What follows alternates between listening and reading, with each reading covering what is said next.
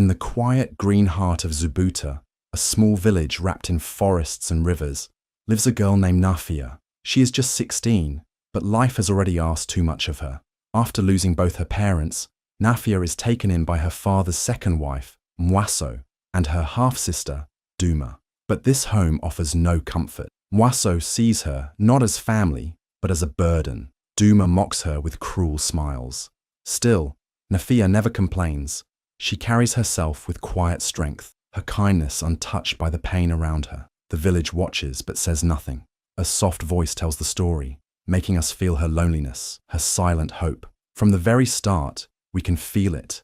This girl is not ordinary. Something deep in her heart is waiting to shine. Every morning, before the sun rises and before the birds begin to sing, Nafia is forced out of bed by Mwaso's sharp voice. Sleepy-eyed and cold, she walks outside to the compound, where the earth is still wet and soft with last night's dew.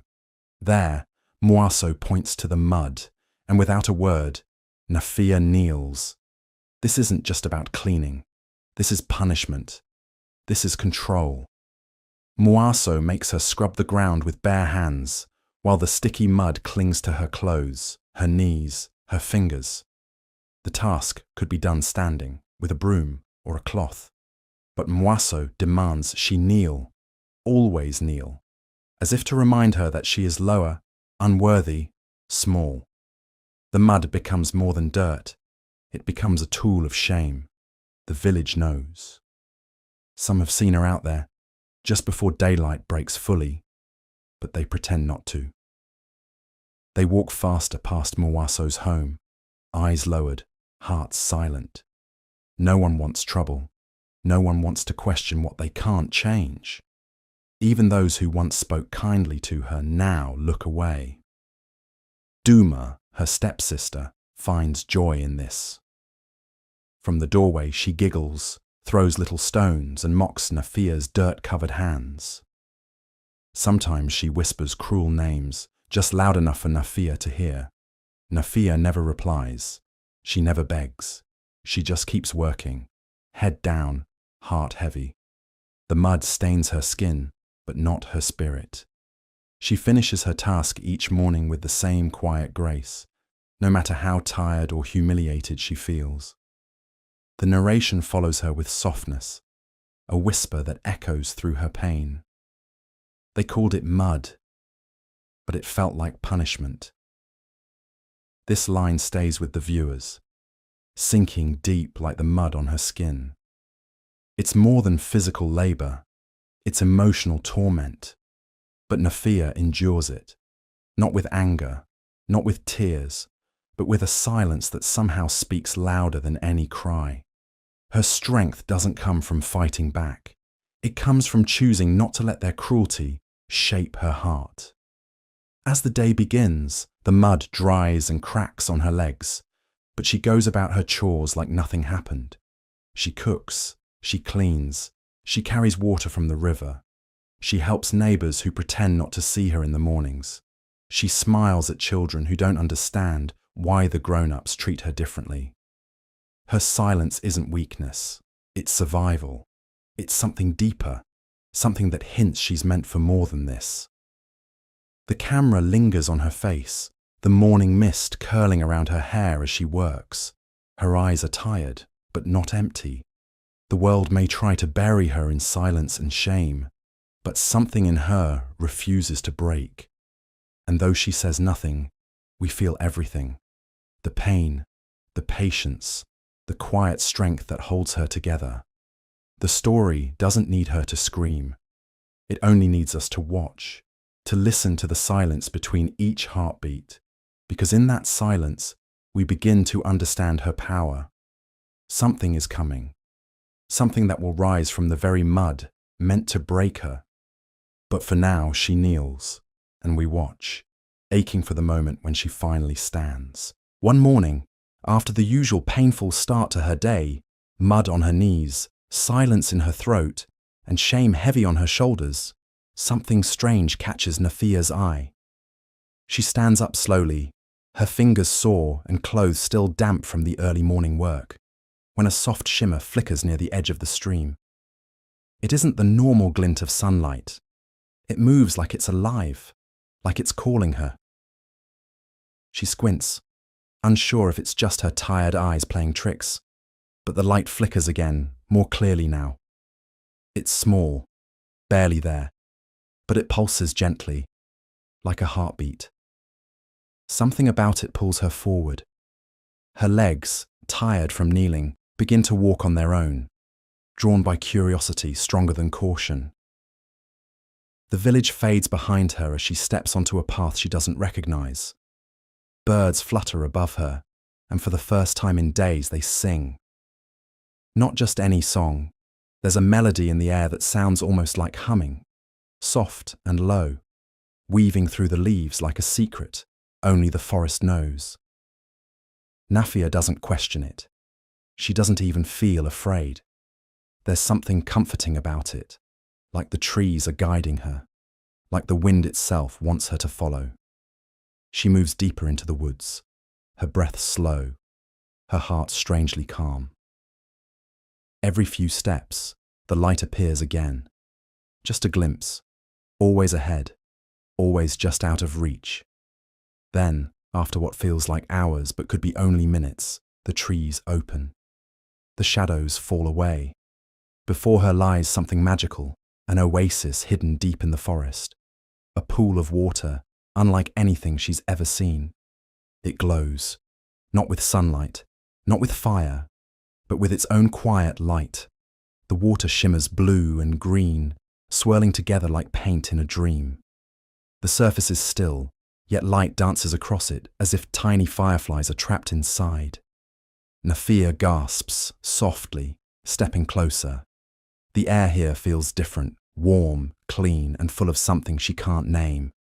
It's peaceful, like the world finally exhaled. She kneels, but not like before. This time it's not in shame, it's in awe. The mud on her skin feels like it belongs to someone else, someone from another life. Here by this glowing spring, she doesn't feel like a servant. She feels seen, important, chosen. The forest seems to hold its breath around her. Even the birds go quiet. She reaches out a hand and touches the surface. A ripple forms, glowing golden at the edges, spreading gently like a whisper. The humming returns, louder now, closer. It fills her ears and her chest, like music made from memories and magic. In this moment, something changes. Not around her, but inside her. The pain, the shame, the loneliness, all of it feels far away. The spring glows brighter for a moment, as if it recognizes her, as if it's been waiting. Nafia doesn't know what this place is or why she was drawn here. But deep down, something tells her this is only the beginning. This is the first page of a new chapter, one written not in mud and silence, but in light and wonder. The world she came from tried to bury her. But here, in this secret place, it feels like the earth itself is trying to lift her up. As Nafia sits by the glowing spring, her fingers still brushing the magical water, a gentle ripple begins to form in the center of the pool. At first, it's soft and silent like a sigh, but then the water begins to rise, swirling upward, taking shape in the light. Nafia watches, eyes wide, too stunned to move. The air thickens, the wind hushes, and something otherworldly begins to appear before her. From the heart of the glowing spring, a figure emerges. Not walking, not swimming, but flowing. He is made of water and light, his form constantly shifting, as if he is part of the river itself. His eyes glow like twin stars, calm and deep, and his voice, when he speaks, wraps around Nafia like a warm wind after a storm. "Child of tears," he says, his voice like a song carried by rain. Your kindness echoes louder than thunder. Nafia can't speak. Her heart beats so loudly she's sure the forest can hear it. She doesn't know who he is, but somehow she feels like she's known him forever. There is no fear, only a sense of peace, of something ancient and gentle standing before her. The spirit looks at her, not with pity, but with deep respect, as if he sees the truth of who she is. He sees every quiet act of goodness she gave when no one was watching. Every time she chose silence over hate, kindness over revenge. The spirit, Kobali, the spirit of grace, raises his hands. In them appears something beautiful, a pair of shoes, unlike anything she's ever seen. They are woven from glowing vines, threads of soft light, and what looks like molten gold, still warm and alive. The shoes seem to pulse with quiet power, not flashy or loud, but strong in a way that feels sacred. He steps forward and gently places them in front of her, as if giving her a piece of the sky. These, Kobali says softly, are for you. But they are not just for walking. He looks deep into her eyes. These shoes will glow only if your heart chooses forgiveness. His words float in the air, clear and heavy. This is not a reward. It is a responsibility. He is not asking her to forget the pain or pretend it never happened. He is offering her a path, a chance to rise, not through anger or revenge, but through the power of letting go. Nafia stares at the shoes. She thinks of the mud, the laughter of Duma, the cold eyes of Mwaso. She feels the weight of everything they took from her, but then she remembers the children she helped, the smile she gave to an old woman who gave none in return, the way her heart stayed soft when it could have hardened. Slowly, carefully, she picks up the shoes. They feel light in her hands, but full of meaning. She slips them on. They fit perfectly. And then, just for a moment, the shoes glow. A soft, golden light curls around her feet, gentle and steady. Not bright enough to blind, but enough to be seen, enough to matter. Kobali smiles, and with a soft wave of his hand, he begins to fade back into the spring. The water calms, the glow softens, but the warmth in Nafia's chest remains. She is no longer just the girl who knelt in the mud. She is the girl who was seen by grace, the girl who was given magic, not because she was loud or strong or fierce, but because she chose to stay kind in a world that tried to break her. When Nafia stepped out of the forest and walked back into the village, the world didn't look any different, but something in her had changed forever. Her clothes were still torn and stained, her hair still messy from the wind, and her hands still showed the marks of early morning labor. But on her feet, the shoes glowed softly, like little suns wrapped in vines. They didn't flash or spark, but they glimmered just enough to make people stop and stare. Some villagers peeked through their windows. Others paused mid-step in the dusty paths. A few women whispered. Children blinked in awe. No one could take their eyes off the glowing shoes that moved gently beneath her tired steps. Some said she must have stepped into forbidden magic. Others murmured that perhaps she had made a deal with the spirits. Some even crossed themselves or turned away quickly, whispering words like cursed or dangerous. But a few looked at her with wonder, thinking maybe, just maybe, something holy had touched her. The village had always looked at Nafia as the quiet, broken girl, the one covered in mud and silence. But now, they didn't know what to believe, because here she was, walking past them like before, still humble, still quiet, but with light following her every step. Nafia didn't try to explain. She didn't tell them about the spring or the spirit, or the moment that changed her heart. She didn't say anything at all. She simply went back to her chores. She fetched water from the river, helped a struggling elder lift her basket, and smiled gently at a crying child who had scraped her knee. And with every act of kindness, the glow from her shoes seemed to grow a little brighter, not like fire, not like lightning, but like warmth spreading through cold. It was soft, steady, and impossible to ignore. People started to notice, not just the shoes, but her. How calm she was, how she never raised her voice, how she kept giving, even to those who once ignored her or looked down on her. One morning, a woman who had never spoken kindly to Nafia found her own sick child comforted by Nafia's gentle touch.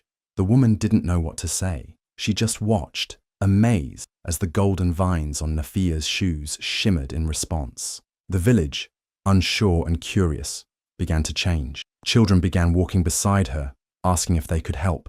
A young man offered her fresh fruit from the market stall. Even a few elders nodded at her when she passed.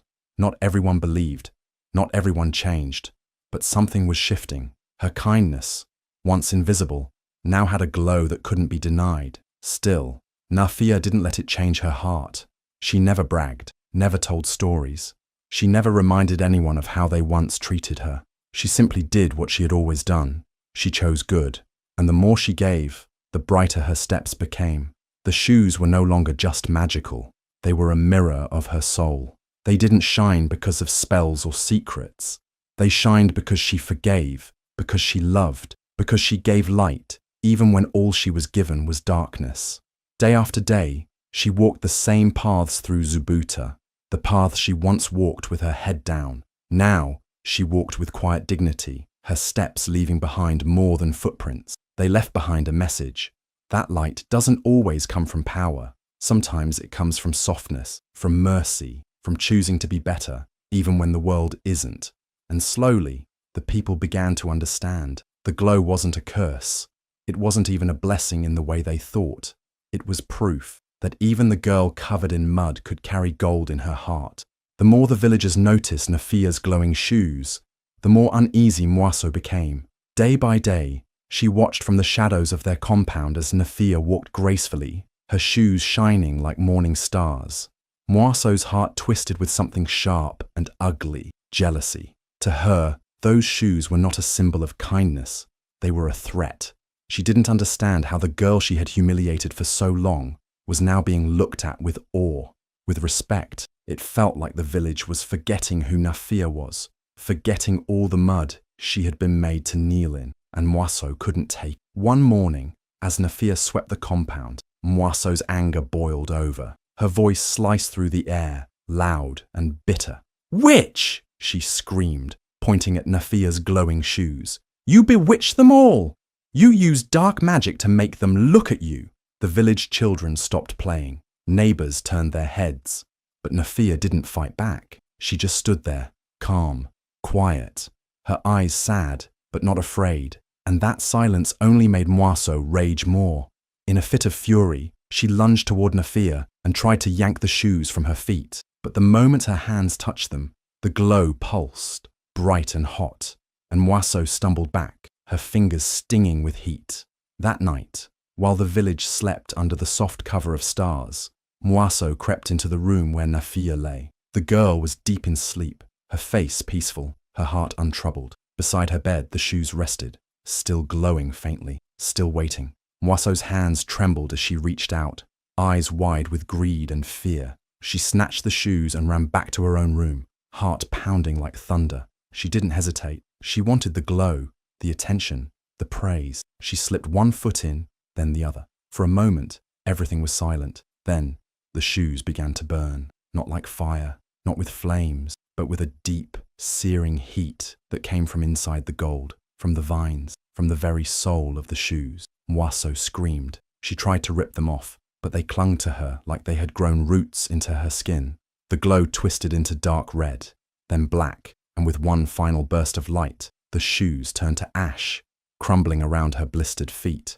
She fell to the ground, crying, not just from the pain, but from the terror, because in that moment she realized the truth. The shoes were never meant for just anyone. They were not made from magic that could be stolen. They were made from kindness, from forgiveness, from something pure she had never carried in her own heart. Word of what happened spread quickly through Zubuta. Some said it was justice.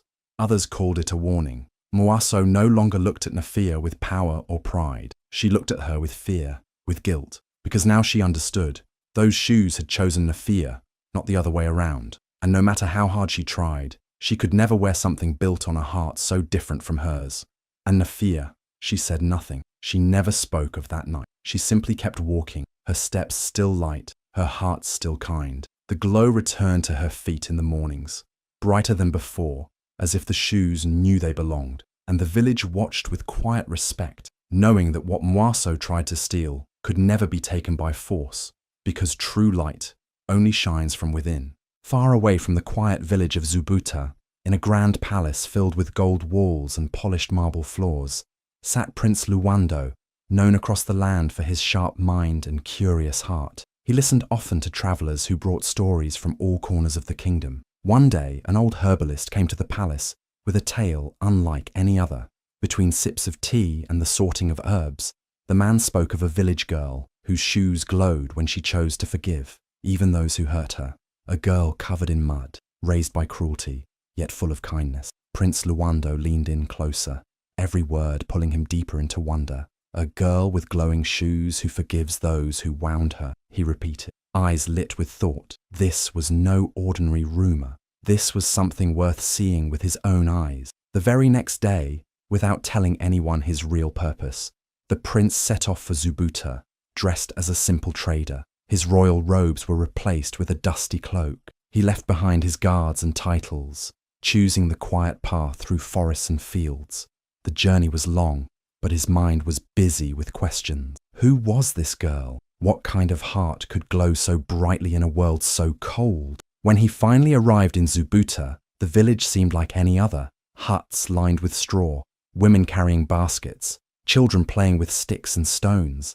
But then, in the middle of a narrow path, he saw her. She was not dressed in fine clothes. Her hands were rough from work. Her hair was tied back with a strip of old cloth. But her smile was gentle and real. She was kneeling next to a small child who had fallen, wiping tears from his dusty face, whispering something kind. And as she stood to help the child to his feet, the prince saw it, the soft golden glow around her feet. Not bright, not flashy, but steady and alive. The shoes shimmered like warm morning light, responding to her kindness like a flower opening to the sun. He felt something shift in his chest.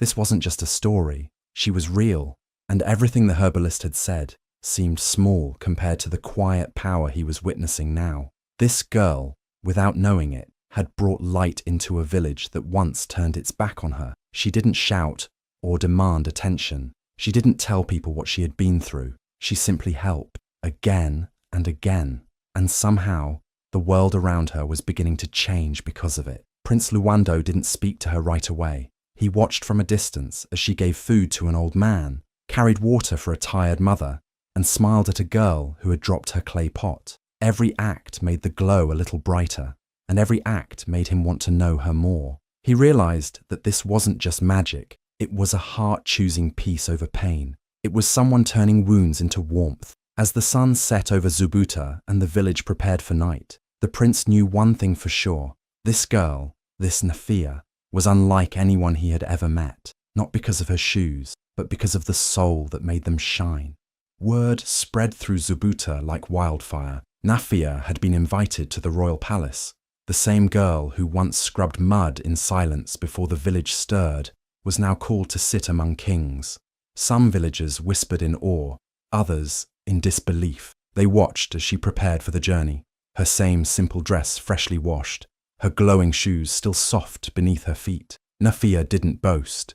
She didn't smile with pride. She simply nodded and thanked the messenger. Her heart, even then, remained gentle. The palace was more beautiful than anything Nafia had ever seen. Its ceilings rose high like clouds. The walls shimmered with gold patterns and colourful cloths from distant lands. The feast was grand, tables heavy with fruit, bread, and meat. Servants moved like dancers, and music filled the air like birdsong.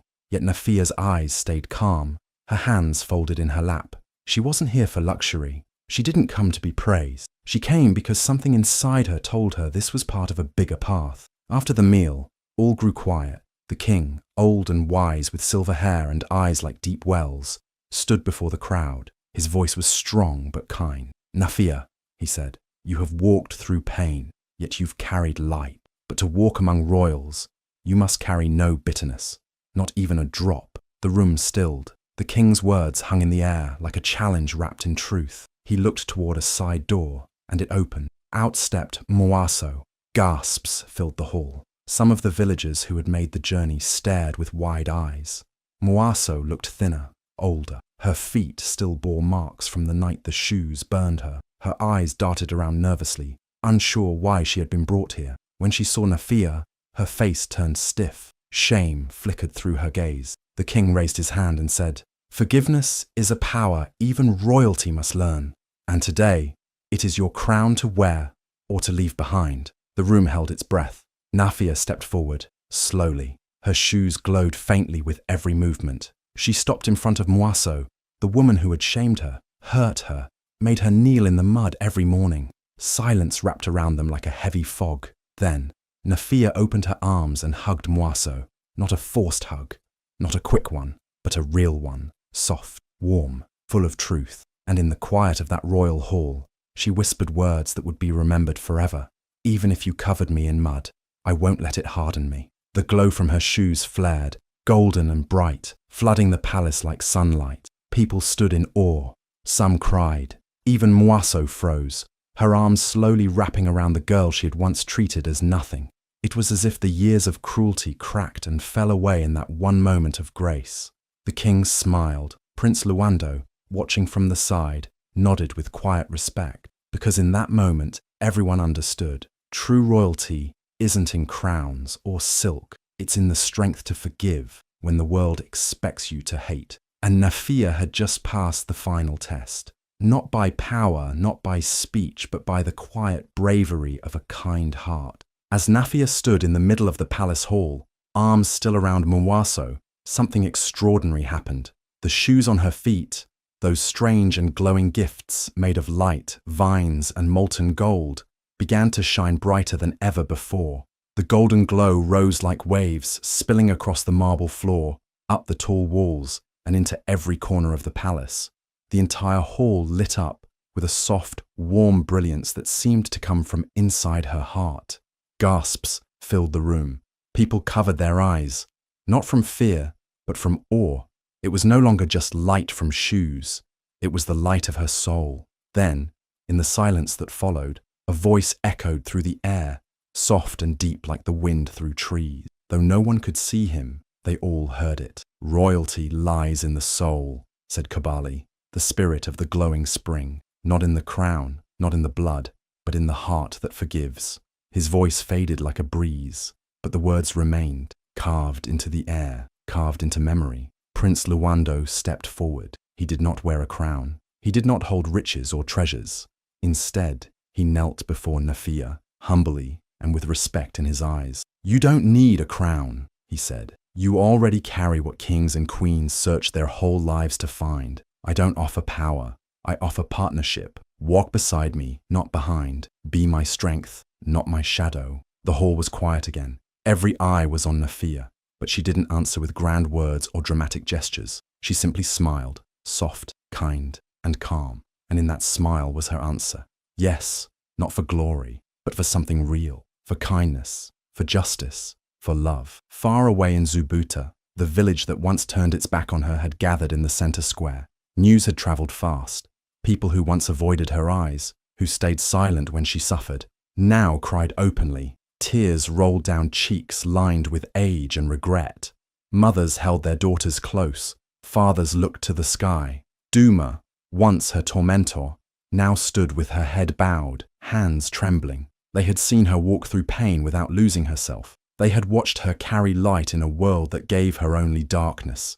And now, they finally saw her. Cheers broke out. Some called her queen, others called her miracle, but most simply called her Nafia, with pride this time, with love. In the palace, as light slowly faded and calm returned, everyone knew something had changed. This wasn't just the rise of a girl. This was the rise of a new way, a reminder that real strength is quiet, that true royalty isn't about gold or power, but about a heart that forgives, loves, and shines through every storm. Nafia didn't need a crown to be seen. She had been seen all along, because she carried gold not on her head but in her heart. Nafia's journey didn't end in the palace. It continued in the hearts of the people and in the spirit of the land. The girl who once scrubbed mud at dawn, unseen and unloved, had become a symbol of strength, not by fighting, but by choosing gentleness in a world that had been cruel to her. She rose not by rebellion, but by resilience, by holding on to goodness when bitterness would have been easier. Her path became a reminder for generations. She showed that true greatness comes not from power or revenge, but from forgiveness. What once looked like weakness revealed itself as the deepest kind of strength. Those who had mocked her now spoke her name with respect. Children in Zubuta grew up learning not just about kings and queens, but about a girl who walked with glowing shoes and a glowing heart. At the edge of the forest, near the same spring where it all began, a statue was built. It stood tall beside the glowing water, Nafia carved in stone, with her hand stretched out as if inviting others to believe again. Beside her rose the form of Kobali, part water, part light, forever watching over the spring. The pool still shimmered at night, just like it did that first morning when Nafia followed the singing birds and found magic in the quiet. People came from far away just to stand near that statue. Some came to pray, others to think, and many just to feel the peace of that sacred place. They didn't come searching for treasure or wishing for royalty. They came to remember that true worth lives in the heart. Nafia wasn't unforgettable because of glowing shoes or golden gifts. She was unforgettable because she never let cruelty change who she was. Her kindness became her crown, her compassion, her power. She lifted not just herself, but everyone who crossed her path. And even those who once ignored her now saw her clearly. She didn't wear gold to be seen. She was seen because she carried gold in her heart. And that, more than any throne or title, is what made her shine.